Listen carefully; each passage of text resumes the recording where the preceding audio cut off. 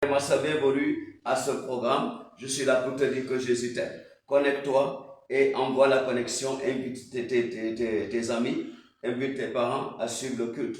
Et Dieu va vous bénir au nom de Jésus. Alléluia. Dieu est présent. Oui, nous sommes aujourd'hui le 3e jour de notre programme. Merci Seigneur pour le 1er jour. Merci Jéhovah pour le 2e jour. Merci pour le 3e jour. Nous nous couvrons avec le sang de l'agneau. Nous déclarons que le Saint-Esprit vient prendre contrôle. Nous paralysons tout esprit contraire au nom de Jésus. Nous frappons d'aveuglement Satan et tous ces agents qui espionnent ce programme. Au nom de Jésus-Christ. Amen.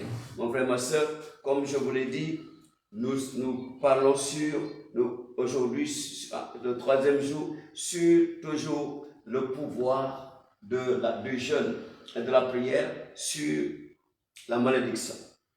Oui, je vous ai parlé qu'est-ce que c'est que la malédiction. Alléluia. Donc nous allons voir aujourd'hui l'histoire du roi David. L'histoire du roi David. Écoute bien, suis attentivement et toi aussi tu seras délivré au nom de Jésus. Ta famille sera délivrée. Tu découvriras le problème dans ta famille. Alléluia. Et quand tu découvres un problème, on dit en français, un problème moitié connu et déjà moitié résolu. Donc mon frère, ma soeur, quand tu vas suivre, tu découvriras quel est le problème qui se passe, le problème dans ta famille. Alléluia.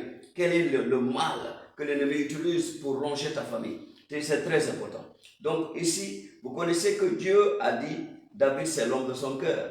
Quand Dieu a voulu changer le premier roi, Saül, Dieu a demandé au prophète Samuel d'aller dans la famille de Jessé. Et c'était David qui était choisi parce que c'était lui qui était l'homme au cœur de l'Éternel. Donc, les 7 autres enfants, les grands frères, ont été disqualifiés. Sauf David était choisi par l'Éternel pour recevoir l'onction.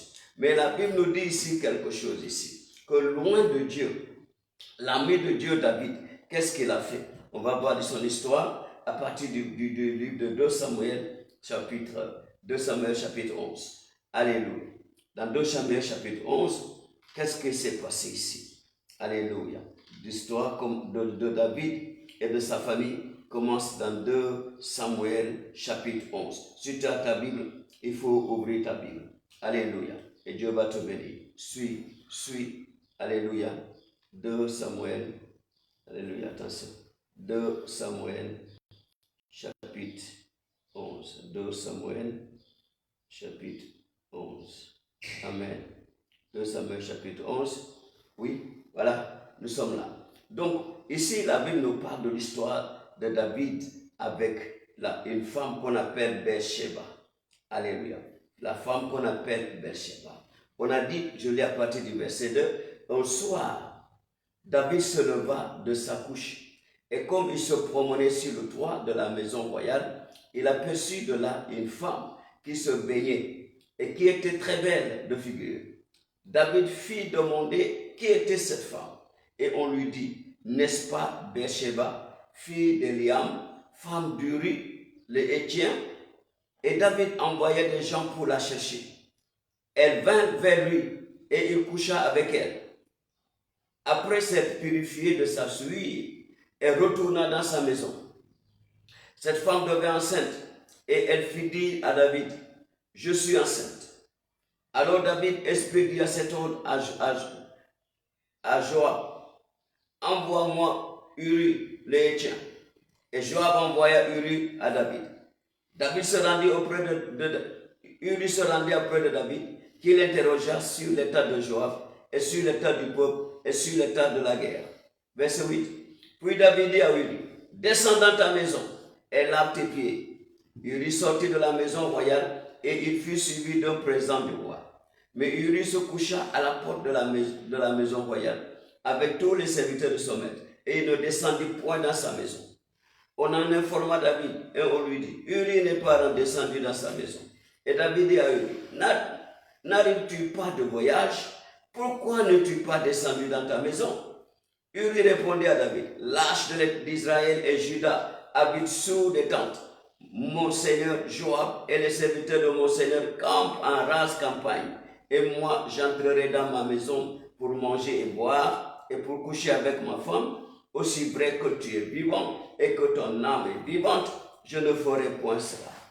David dit à Uri, reste ici encore aujourd'hui, et demain, je te renverrai. Et Uri resta à Jérusalem ce jour-là. Et le lendemain, David l'invita à manger et à boire à sa présence. Il l'invita et le soir, Uri sortit pour se mettre sur la couche avec les serviteurs de son maître. Mais il ne descendit point dans sa maison.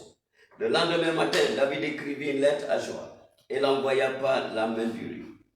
Il écrivit dans cette lettre, placez Uri au plus fort du combat et retirez-vous de lui afin qu'il soit frappé et qu'il meure. Alléluia. Alléluia. Alléluia. Donc, on a dit, David a envoyé pour qu'on tue Uri. On dit, voici le messager, voici ce que dira à Joab. Ne sois point en peine de cette affaire, car l'épée dévore tantôt l'un, tantôt l'autre. Attaque vigoureusement la ville et renverse-la. Et toi, encourage-le. La femme d'Uri apprit que son mari était mort, et elle pleurait son mari. Quand le deuil fut passé, David l'envoya chercher et le recueillit dans sa maison. Oui, mon frère, ma soeur, tu connais cette histoire. Donc, la femme qu'on appelle Bathsheba, c'était la femme d'un homme, un soldat qu'on appelle Uri. Il était en guerre parce que l'armée de David était en guerre et David n'était pas parti. Et David l'a vu sur travers la terrasse. David lui a fait venir. David a fait l'adultère avec la femme de son soldat, qui s'appelait Bathsheba, parce qu'elle était très belle. N'oubliez pas que dans la famille de David, alléluia, la famille d'Abraham, ils ont toujours les femmes de belle figure. Sarah était de belle figure, Rebecca était de belle figure, alléluia. Rachel, la femme de Jacob, qui a fait que Jacob a travaillé 14 ans pour payer la dot, était de belle figure. Donc, il ne marie pas. La famille d'Abraham ne peut pas voir une femme de belle figure. Donc David était tombé séduit dans la séduction parce que Bathsheba avait une belle figure. Donc il lui a fait venir et il a fait adultère avec Bathsheba. Et comme il voulait camoufler la grossesse, il a demandé à son général de renvoyer le soldat, afin que le soldat puisse venir, aller coucher avec sa femme, et comme ça la chose serait éteinte. Personne ne saura que la grossesse appartient au roi. Mais malheureusement, le plan de David n'a pas marché. Le soldat Uri est venu bien sûr, mais Uri a refusé d'aller chez sa femme. David lui a influencé, il a dit non, tant que l'armée est en guerre, l'arche de Dieu est là-bas, moi je ne peux pas aller manger et dormir avec ma femme. Je ne peux pas. Alors David, il a fait quoi? David a écrit une lettre lui-même et il a donné cette lettre à la même personne qu'on va assassiner. Il a dit, va donner cette lettre à ton général. Et dans la lettre, qu'est-ce qui est écrit? David a écrit à Joab, son général, mets cet homme, ce soldat, Uri, pendant la guerre, mets-le devant et qu'il soit tué. Donc c'est David qui a commandité la mort de cet homme. Il a couché avec sa femme, il a enceinté sa femme, et maintenant il ajoute un autre fardeau, il le fait tuer, assassiner dans la guerre. Donc voilà. Donc quand cela est arrivé, regardez ici, dans le chapitre 12, dans 2 Samuel chapitre 12, l'histoire est tellement intéressante. La Bible a dit, Dieu a envoyé un prophète qui s'appelle Nathan vers David. Nathan est venu vers David. Il lui dit, King David, oh, je vais te raconter une belle histoire. Il a dit 2 personnes, un homme riche et un homme pauvre. Le pauvre avait qu'une seule brebis, mais le riche avait beaucoup de troupeaux. Mais un jour, le riche a eu des visiteurs. Et qu'est-ce qu'il a fait? Pour recevoir ces visiteurs, au lieu de tuer un de ses troupeaux, il est parti prendre la seule brebis du pauvre. Il a tué pour recevoir ces étrangers. Alléluia, ces visiteurs. Et quand David a reçu cette histoire, David lui-même s'est levé, il a dit, cet homme doit mourir. Et il doit rembourser 4 brebis à cet homme-là. Et le prophète lui dit, ô roi, cet homme c'est toi. Dieu a dit de te dire, comment se fait-il que toi, Dieu t'a donné tout ce qui appartenait à l'ancien roi. Les femmes de l'ancien roi, les concubines de l'ancien roi, il t'a laissé le pouvoir. Le pouvoir, tu étais seulement dans le royaume de Juda et Dieu t'a donné tout Israël pour diriger. Et maintenant, ça ne te suffit pas. Tu vas prendre la femme de ton soldat, tu l'enceintes, après tu fais tuer son mari.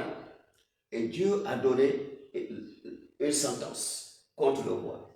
Regardez ce que Dieu a dit. Regardez ce que Dieu a dit. Il dit dans le chapitre 12, verset toujours, il dit, Dieu dit à David, à travers le prophète, je t'ai mis en possession de la maison de ton maître. J'ai placé dans ton sein les femmes de ton maître. Et je t'ai donné la maison d'Israël et de Juda. Et si cela eût été il était peu, j'y aurais encore ajouté. Pourquoi donc as-tu méprisé la parole de l'Éternel en faisant ce qui est mal à ses yeux? Tu as frappé de l'épée Uri, l'Héthien. Tu as pris sa femme pour en faire ta femme. Et lui, tu l'as tué par l'épée des fils d'Ammon. Maintenant, regardez ce que Dieu dit à David. Maintenant, l'épée ne s'éloignera jamais de ta maison, parce que tu m'as méprisé et parce que tu as pris la femme d'Uri, l'Héthien, pour en faire ta femme. Ainsi parle l'Éternel. Voici, je vais faire sortir de ta maison le malheur contre toi. Dans ta maison, je ferai le malheur contre toi. Je vais prendre sous tes yeux tes propres femmes pour les donner à un autre qui couchera avec elles à la vue de ce soleil. Car tu as agi en secret, mais moi je ferai cela en présence de tout Israël et à la face du soleil. David dit à Nathan, j'ai péché contre l'Éternel. Et Nathan dit à David, l'Éternel pardonne ton péché, tu ne mourras point. Oui, regardez ici. David a fait un seul acte, mais regardez les conséquences lourdes de cet acte. Et c'est comme ça que dans beaucoup de familles souffrent aussi. Un seul acte pour détruire des générations, détruire des vies, ruiner des familles entières à cause d'une femme. David, Dieu a dit, je t'ai donné tout. Mais pourquoi tu as fait ça? Tu as pris la femme d'une personne et tu as tué la personne.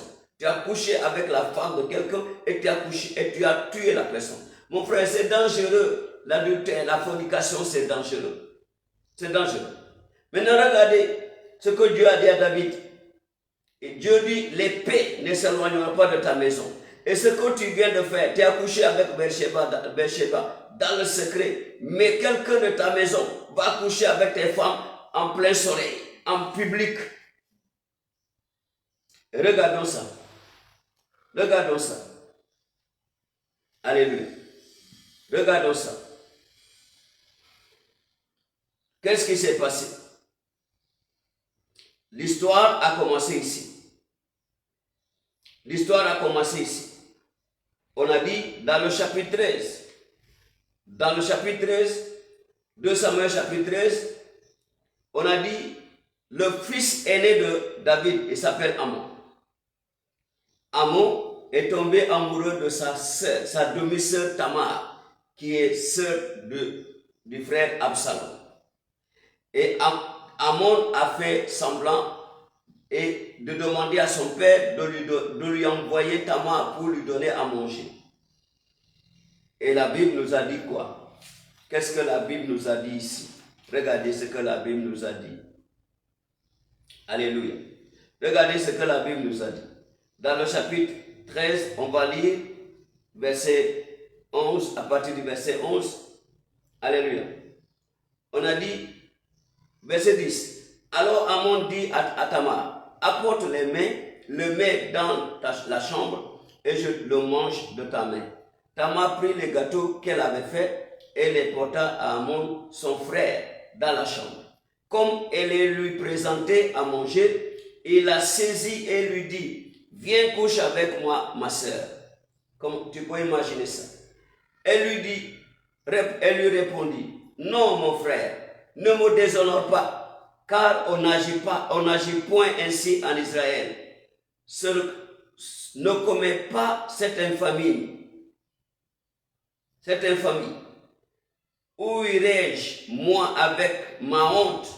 Et toi, tu serais comme l'un des infâmes en Israël. Maintenant, je te prie, parle au roi, et il ne s'opposera pas à ce que je sois à toi. Donc, la jeune dame a négocié à son frère, son demi-frère. Il dit, si tu veux le faire, parle à notre père, qu'il te donne à moi comme mari et que je sois pour toi comme femme. Mais il ne voulut pas l'écouter et il lui fit violence. Il la viole, la déshonora et coucha avec elle. Puis Amnon eut pour elle une forte aversion, plus forte qu'on avait été son amour. Et il lui dit, lève-toi, va-t'en. Donc, regardez, le demi-frère, il a couché avec sa demi-sœur.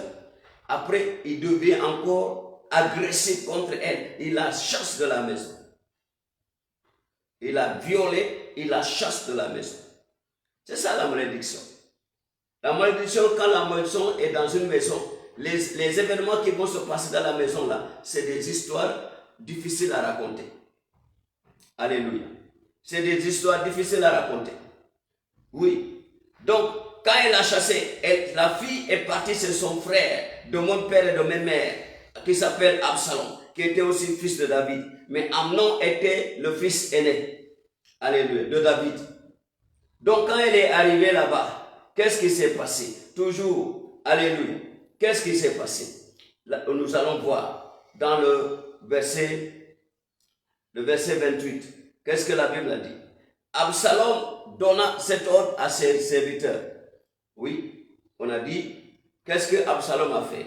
Absalom n'avait rien dit à son frère, mais Absalom a gardé la rancune à son frère. Et qu'un jour, 2 ans après, on a dit 2 ans après, quand Amnon a tout oublié, Absalom a dit qu'il va faire le tonda de ses brebis. Il a demandé à son père de laisser venir Absalom. Il a invité tous ses frères. Tout le monde est venu. Et lui, il a fait le plan avec ses serviteurs. Il dit, donnez à boire à Amnon. Quand il sera sous, frappez-le et qu'il meure. Et c'est ce qu'ils ont fait. On dit, sur les instants d'Absalom, le roi laissa aller avec lui Amnon et tous ses fils. Absalom donna cet ordre à ses fils serviteurs. Faites attention, quand le cœur d'Amnon sera égaillé par le vin et que je vous dirai, frappez Amnon, alors tuez-le, ne craignez point, n'est-ce pas moi qui vous l'ordonne? Soyez fermes et montrez du courage. Les serviteurs d'Absalom traitèrent Amnon comme Absalom l'avait ordonné. Et tous les fils du roi se levèrent, montèrent chacun sur son mulet et s'enfuirent. Alléluia. Donc, qu'est-ce qui s'est passé ici? Le premier tué encore ici. Le premier assassiné, c'est qui? C'est Amnon, le fils aîné de David. Tué par son propre frère. Qu'est-ce qu'il a fait? Il a déshonoré sa demi-sœur Tamar dans la maison. Le roi David. Ce qui se passe dans sa maison. Pourquoi? Parce que David a fait l'adultère avec la femme de son soldat et David a organisé l'assassinat de cet homme. Et il a pris sa femme. C'est très dangereux. C'est pourquoi il faut regarder le background de ta famille. Regarde l'histoire de ta famille. Regarde comment la fondation de ta famille. C'est très important. Donc, regarde ce qui s'est passé ici. David vient d'enterrer son premier fils aîné, ce qui devait le succéder au pouvoir. Mais ce n'est pas fini. Alléluia. Ce n'est pas fini. Alléluia. Dans le chapitre 15, alléluia. Qu'est-ce qui s'est passé dans le chapitre 15? Dans le chapitre 15, on voit que David lui-même était attaqué par Absalom. Absalom est devenu puissant. Son fils est devenu puissant en Israël. Et il a fait coup d'état à David. Et David a fui. Il a fui Jérusalem. Alléluia. Et Absalom a pris le pouvoir. Et David, en fouillant, qu'est-ce que la Bible nous dit ici? Alléluia. Qu'est-ce que la Bible nous dit ici? Dans le chapitre 15, verset 16. Regardez verset 16. Qu'est-ce que la Bible nous dit dans le verset 16? Dans le verset 16, on nous dit, le roi sortit et toute sa maison le suivait. Et il laissa 10 concubines pour garder la maison. Donc, quand David a fui, il a laissé 10 de ses concubines au palais. Alléluia. Il a laissé 10 de ses concubines au palais. Et comme c'est Absalom qui est devenu le roi d'Israël, parce que David a fui, son fils lui a chassé et il a pris le pouvoir, qu'est-ce qui s'est passé? Regardez au chapitre 21, au verset 21. Au verset 21. Qu'est-ce qui s'est passé? Dans le 2 Samuel chapitre 15, verset 21. La Bible a dit, l'Éternel est vivant et mon Seigneur le roi est vivant.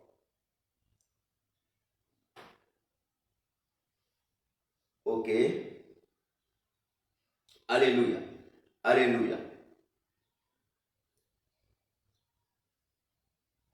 On va voir ça. On va voir ça. On va voir ça. Amen. Donc, on a dit, David ici, il a fui, ce n'est pas le verset 21, il a fui, il a laissé les concubines, les 10 concubines dans la maison. Alléluia. Il a laissé les 10 concubines dans la maison. Et qu'est-ce qui s'est passé? Alléluia. Qu'est-ce qui s'est passé? On a dit le conseiller de David qui s'est détourné de David pour aller vers Absalom, le grand conseiller qu'on appelle Achitophel, il a conseillé au roi David, au roi Absalom, le nouveau roi. Il a dit, parce que David est parti, nous allons bâtir une chambre haute sur la terrasse au palais. Et tout Israël saura que c'est là où Absalom vient coucher avec les 10 concubines que David a laissées. Parce que Dieu avait dit dans la malédiction, qu'est-ce qu'on avait dit? Le prophète avait dit, David, parce que tu as fait ça en secret, un de tes proches viendra coucher avec tes femmes en plein soleil. Donc qui a fait ça? C'est son fils Absalom. Son fils Absalom maintenant, c'est lui qui a remplacé David. Il a pris les 10 concubines que David a laissées dans la ville. Donc tu vois comment des choses peuvent se passer dans certaines familles, on n'arrive pas à comprendre. Alléluia. On n'arrive pas à comprendre. Mais tu vas te demander, mais pourquoi ceci, pourquoi ça, pourquoi ceci, pourquoi cela? C'est parce que c'est des choses spirituelles. La vie est spirituelle. Et c'est le spirituel qui dirige le physique. Alléluia. Donc, dans ta maison, dans la maison de ton père ou dans la maison de ton père, si les choses ne sont pas arrangées d'une manière ou d'une autre, c'est comme ça que ça va se répercuter dans des générations et des générations. Qu'est-ce qui a causé tout ça? Le fait que David est parti prendre la femme de quelqu'un, coucher avec la femme, enceinter la femme, ensuite envoyer pour faire assassiner son mari. Donc, Dieu l'a maudit. Alors, Dieu a dit à David, l'épée ne va pas quitter ta maison. Donc voilà, regardez ce que l'épée est en train de faire. Regardez ce que l'épée est en train de faire. Alléluia. Donc maintenant, Absalom a couché avec les femmes de David et Absalom a pris le pouvoir en Israël. Et qu'est-ce qui s'est passé? Alléluia. Qu'est-ce qui s'est passé ici? Alléluia. Dans le chapitre 18, quand tu prends le chapitre 18, qu'est-ce qui s'est passé ici? On a dit,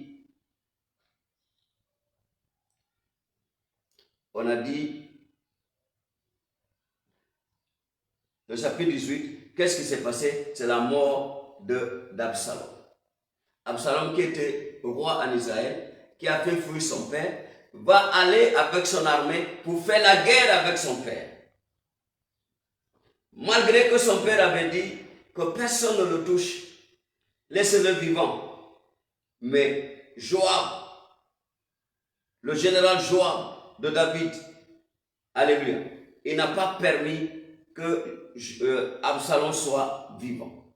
Il n'a pas permis qu'Absalom soit vivant. Il a sciemment tué Absalom.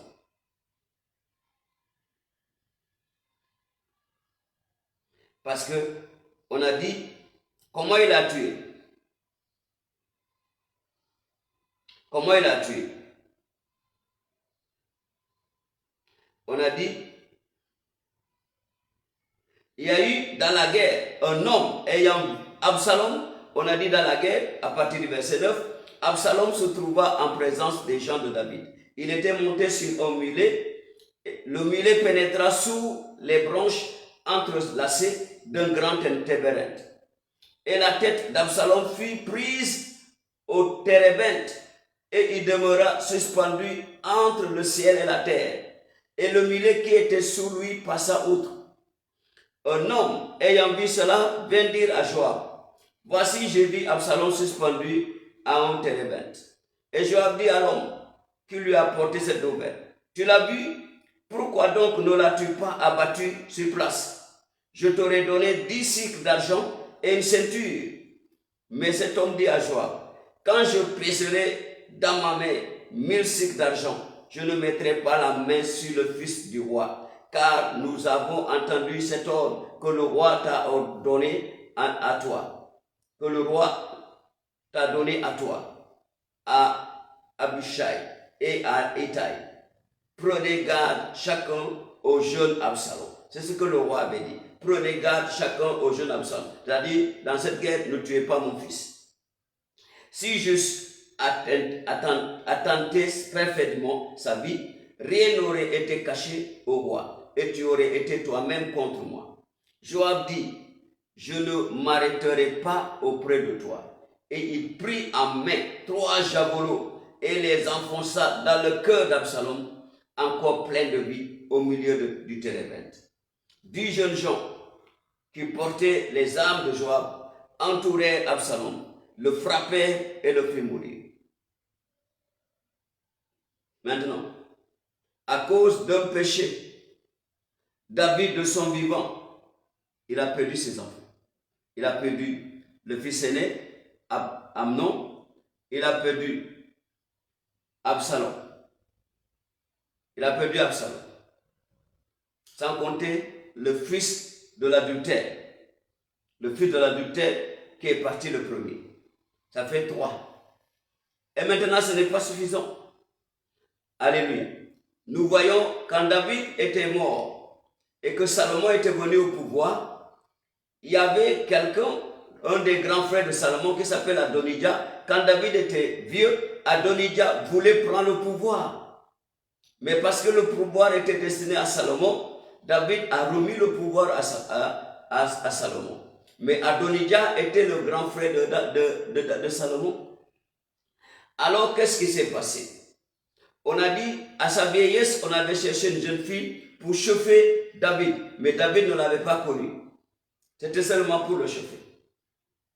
Donc, un jour, Adonijah, le fils aîné, qui est le plus aîné, qui était plus âgé que Salomon, il est venu voir la maman de Salomon pour lui dire, dis à Salomon de me donner cette femme que mon père a laissée, parce qu'elle était trop belle. Quand Salomon a entendu ça, il a envoyé immédiatement à assassiner Adonijah. Dans 1 Roi chapitre 2, versets 24 à 25. C'est comme ça que Adonijah était tué. Maintenant, les gens vont se demander, mais pourquoi? Mais pourquoi? Mais pourquoi? Pourtant, lui, il est vivant. Lui, il est vivant. Celui qui a commis la faute, il est vivant. Celui qui a commis la faute, il est vivant, il n'est pas mort. David a vieilli. Il a trop vieilli. Il a trop vieilli. Mais ses enfants n'ont pas eu cette chance-là, à part Salomon. Pourquoi? À cause du péché de leur père, la malédiction. Parce que David a été maudit par le prophète. Le prophète Nathan lui a dit, voilà ce que Dieu dit. Voilà ce que Dieu dit, David. Voilà ce que Dieu dit. L'épée. Il dit, parce que, il dit, pourquoi donc as-tu méprisé la parole de l'Éternel en faisant ce qui est mal à ses yeux? Tu as frappé de l'épée l'Uri, les Étiens, tu as pris sa femme pour en faire ta femme. Et lui, tu l'as tué par l'épée des fils d'Amon. Maintenant, l'épée ne s'éloignera jamais de ta maison. Regardez, c'est grave. Est-ce que ça vaut le coup? Beaucoup de personnes amènent des problèmes dans leur famille. Est-ce que ça vaut le coup? Un plaisir de quelques minutes. Un plaisir de quelques minutes a ravagé toute une génération. Toute une génération est dans des morts atroces. Donc il y a eu le péché de l'inceste dans la maison de David, le viol dans la maison de David et des assassinats dans la maison de David. Il a perdu tous ses jeunes parce qu'il a péché. Parce qu'il a pris la femme de quelqu'un et il a fait assassiner quelqu'un. À chaque fois quand tu verses le sang humain, il faut t'attendre à des réactions. Quand dans une famille, vous avez versé le sang humain, c'est des générations qui vont souffrir. Regardez ce que la Bible a dit ici. C'est très important. Dans le livre d'Exode, alléluia. Dans le livre d'Exode, c'est grave. Dans le livre d'Exode, chapitre 34, je lis chapitre 34, versets 6 et 7. La Bible dit, l'Éternel passa devant lui et s'écria, l'Éternel, l'Éternel, Dieu miséricordieux et compatissant, lent à la colère, riche en bonté et en fidélité, qui conserve son amour jusqu'à 1000 générations, qui pardonne l'iniquité, la rébellion, le péché, mais qui ne tient point le coupable pour innocent, et qui punit l'iniquité des pères sur les enfants et sur les enfants des enfants jusqu'à la 3e et à la 4e génération. C'est grave. Alléluia. C'est grave. Donc le péché de David était payé par 4 jeunes gens.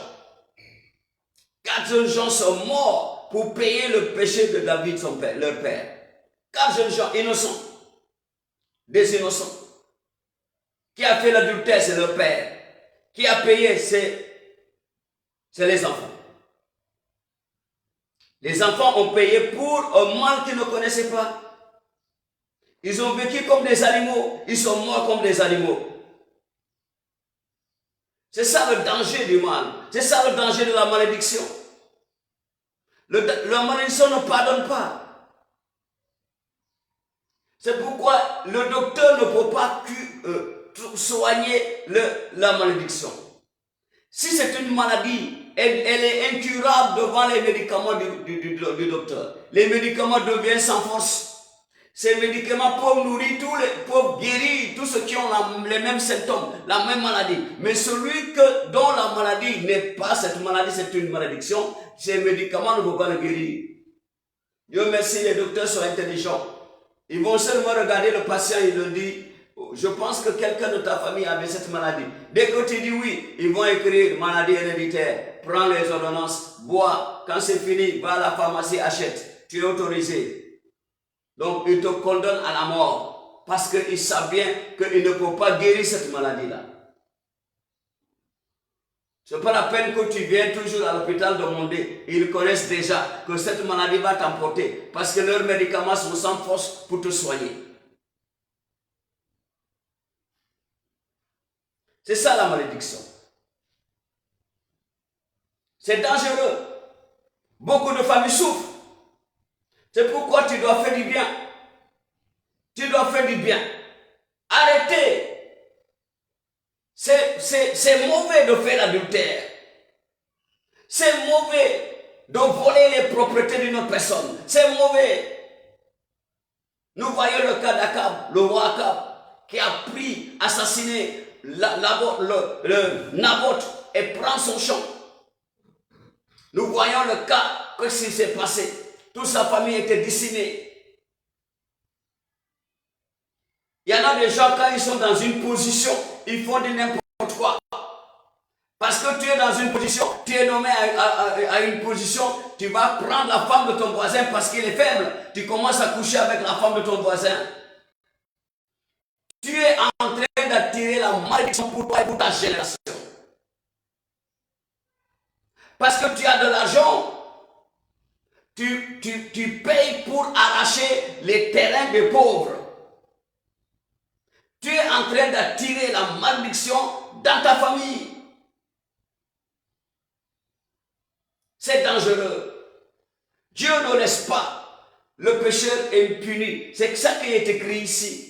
Dieu, même s'il te pardonne, même si tu vis, regardez ce que la Bible a dit. La Bible a dit, mais qui ne tient point le coupable pour innocent. Dieu pardonne l'iniquité, la rébellion, le péché, mais il ne tient point le coupable pour innocent. Il sait que tu n'es pas innocent. David n'était pas innocent. Qu'est-ce que le prophète lui a dit? Dieu a dit, tu ne vas pas mourir. Mais, vaut mieux qu'il meure et que le reste ne vienne pas. Mais non, lui, il a demandé pardon, il vit. Il a dit, oh, David s'est soumis à Dieu immédiatement. Il s'est repenti. Vous connaissez le psaume 80, le psaume 51. Si tu lis le psaume 51, c'est là où David, il a créé ce psaume pour se repentir de l'acte qu'il a fait avec Bathsheba. Le psaume 51. Le psaume 51. Regardez ce psaume-là. On va le voir quand même. On ne va pas le laisser comme ça. On va le voir. Le psaume 51. 19 versets. Regardez, la Bible dit, lorsque Nathan, le prophète, vint à lui, après que David fut allé vers Bathsheba. Regardez ce que David a dit.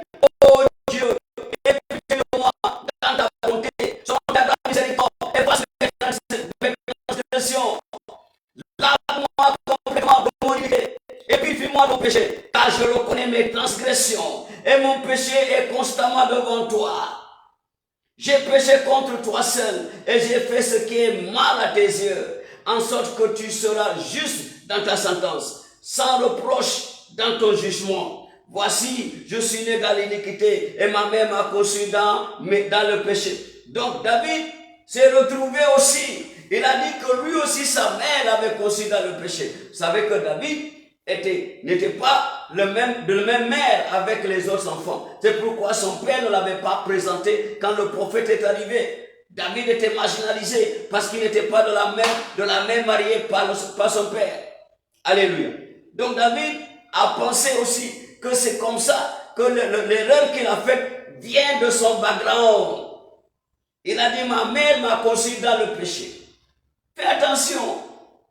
Fais attention. Ce que tu fais, ça va parler. Le péché, ça parle.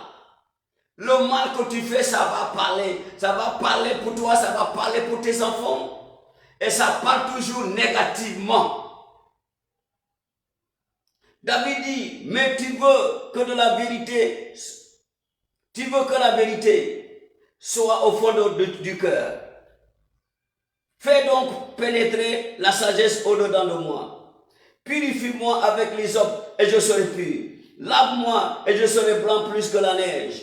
Annonce-moi l'allégresse et la joie. Et les eaux que tu as brisées se réjouiront. Détourne ton regard de mes péchés. Efface toutes mes iniquités. Ô Dieu, crée en moi un cœur pur. Renouvelle en moi un esprit bien disposé. Ne me rejette pas loin de ta face. Ne me retire pas ton Esprit Saint. Rends-moi la joie de ton salut et qu'un esprit de bonne volonté me soutienne.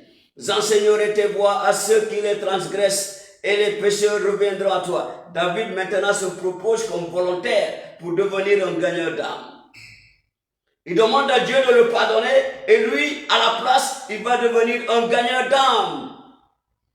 Il dit, oh Dieu, Dieu de mon salut, délivre-moi du sang versé. Oui, délivre que ce sang que j'ai versé ne parle plus contre moi. Délivre-moi de ce sang que j'ai versé.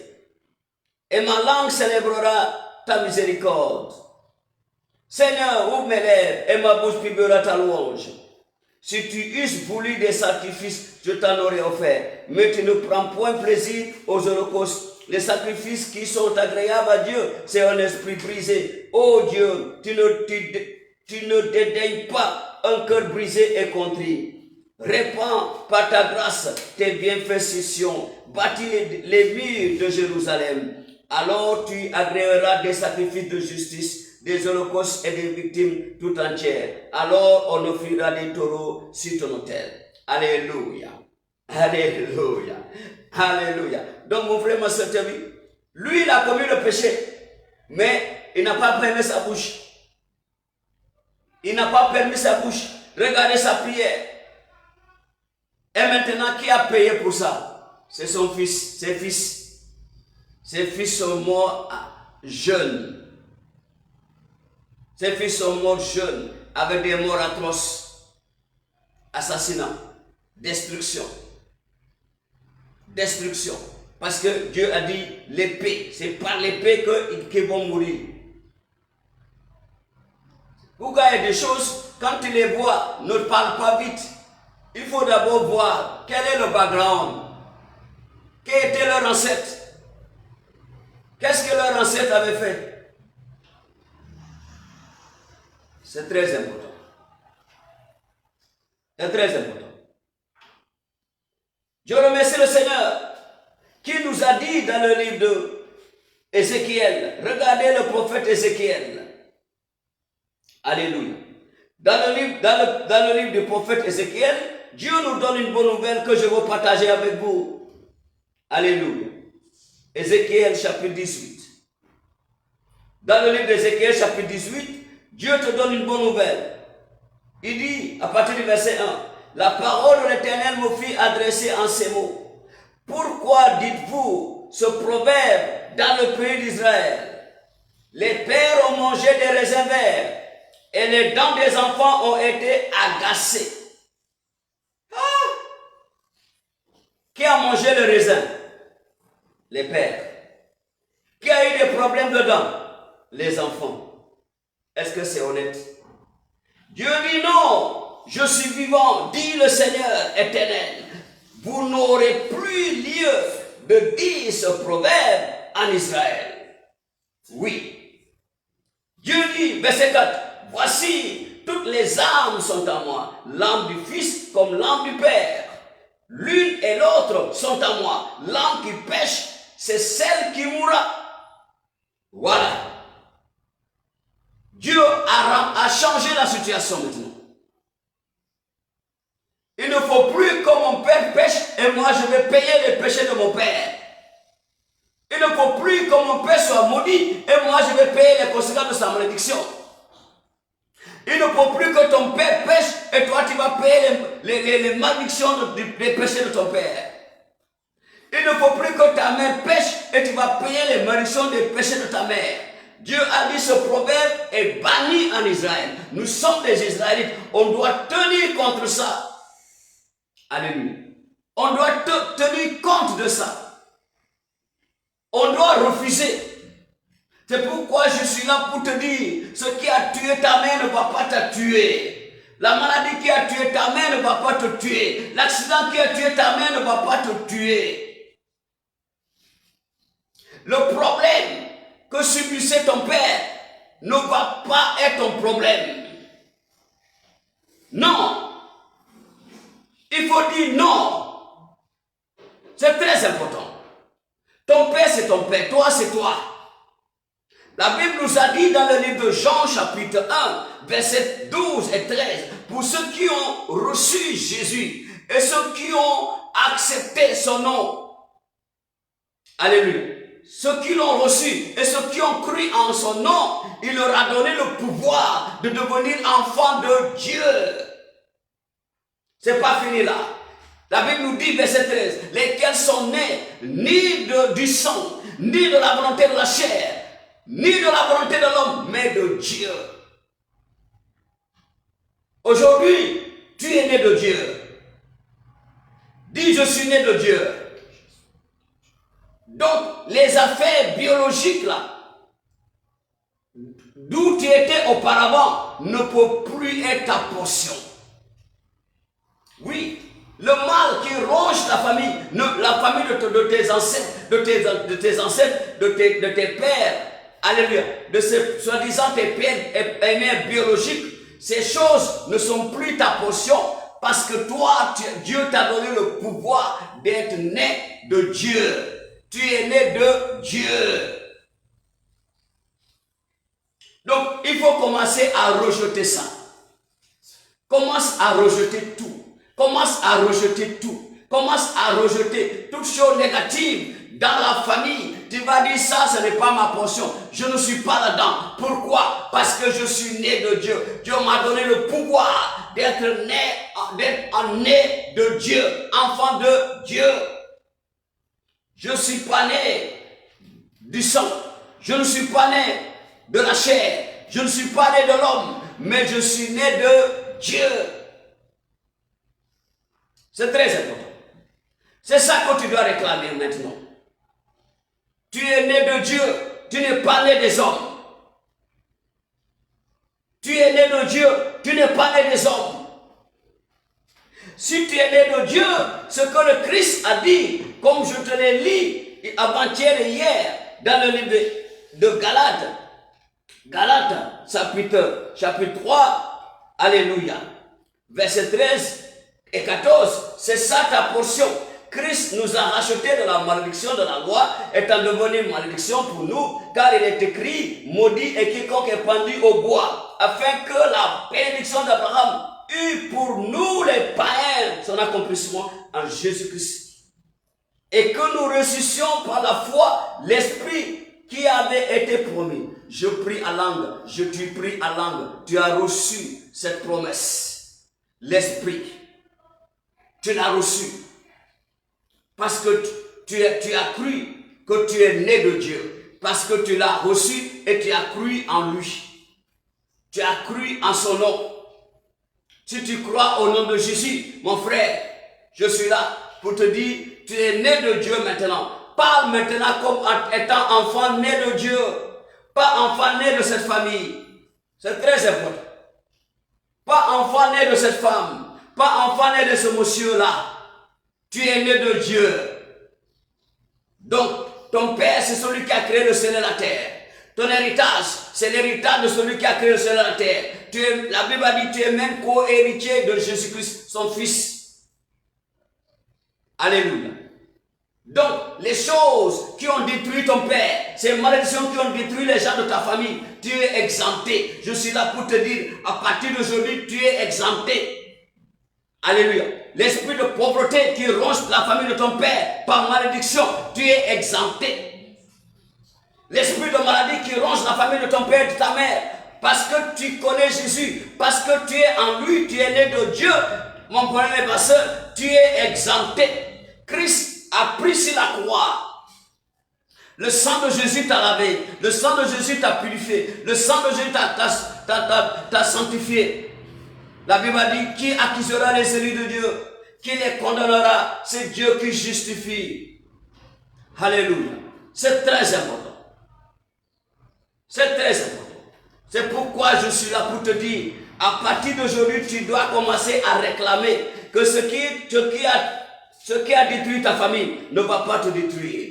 Ce qui a détruit ton père ne va pas te détruire. Ce qui a détruit tes oncles ne va pas te détruire. Ce qui a détruit tes tantes ne va pas te détruire. Parce que tu es né de Dieu. Tu es né de Dieu. Dieu a dit, ce proverbe est banni en Israël. Il n'y a plus un enfant qui va payer pour les bêtises de son père. Il n'y a plus un enfant qui va payer pour les péchés de sa mère. Non. Dieu a dit, ce proverbe n'aura plus lieu ici en Israël. Il dit, toutes les âmes, ça m'appartient. L'âme qui pêche, c'est l'âme qui va payer pour ses péchés. C'est tout. Lève-toi, tu vas prier. Jéhovah est son nom. Jéhovah est son nom. Jéhovah est son nom. Jéhovah est son nom. Jéhovah est son nom. Jéhovah est son nom. Jéhovah est son nom. Puissant guerrier, puissant